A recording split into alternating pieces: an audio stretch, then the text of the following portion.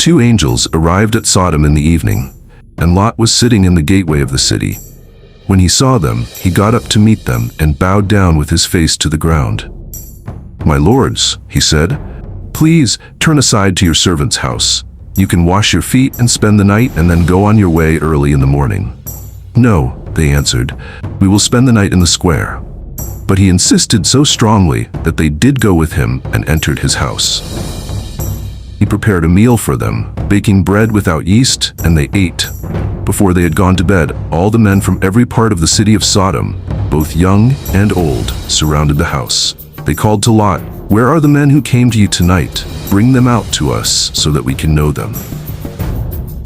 Lot went outside to meet them and shut the door behind him and said, "No, my friends, don't do this wicked thing.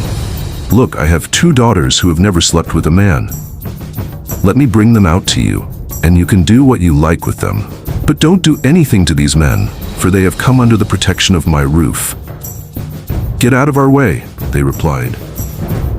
"This fellow came here as a foreigner, and now he wants to play the judge. We'll treat you worse than them." They kept bringing pressure on Lot and moved forward to break down the door. But the men inside reached out and pulled Lot back into the house and shut the door. Then they struck the men who were at the door of the house, young and old, with blindness, so that they could not find the door. The two men said to Lot, "Do you have anyone else here? Sons-in-law, sons or daughters? Or anyone else in the city who belongs to you? Get them out of here, because we are going to destroy this place. The outcry to the Lord against its people is so great that he has sent us to destroy it." So Lot went out and spoke to his sons-in-law, who were pledged to marry his daughters. He said, "Hurry and get out of this place, because the Lord is about to destroy the city." But his sons-in-law thought he was joking. With the coming of dawn, the angels urged Lot, saying, "Hurry, take your wife and your two daughters who are here, or you will be swept away when the city is punished." When he hesitated, the men grasped his hand and the hands of his wife and of his two daughters and led them safely out of the city. For the Lord was merciful to them. As soon as they had brought them out, one of them said, "Flee for your lives. Don't look back and don't stop anywhere in the plain. Flee to the mountains, or you will be swept away." But Lot said to them, "No, my lords, please. Your servant has found favor in your eyes, and you have shown great kindness to me in sparing my life. But I can't flee to the mountains. This disaster will overtake me, and I'll die. Look, here is a town near enough to run to, and it is small. Let me flee to it. It is very small, isn't it? Then my life will be spared." He said to him, "Very well, I will grant this request too.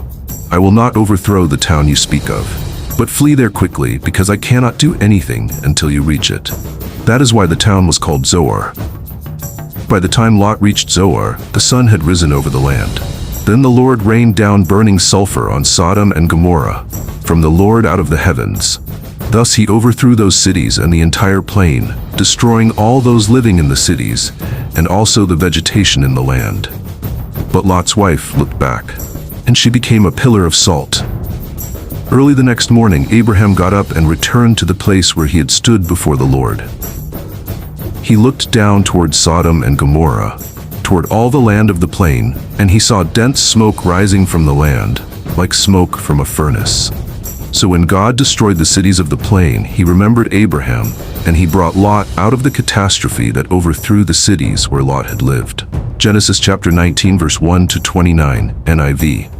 Don't forget to like this video, subscribe to the channel, and turn on notifications so you never miss a new upload.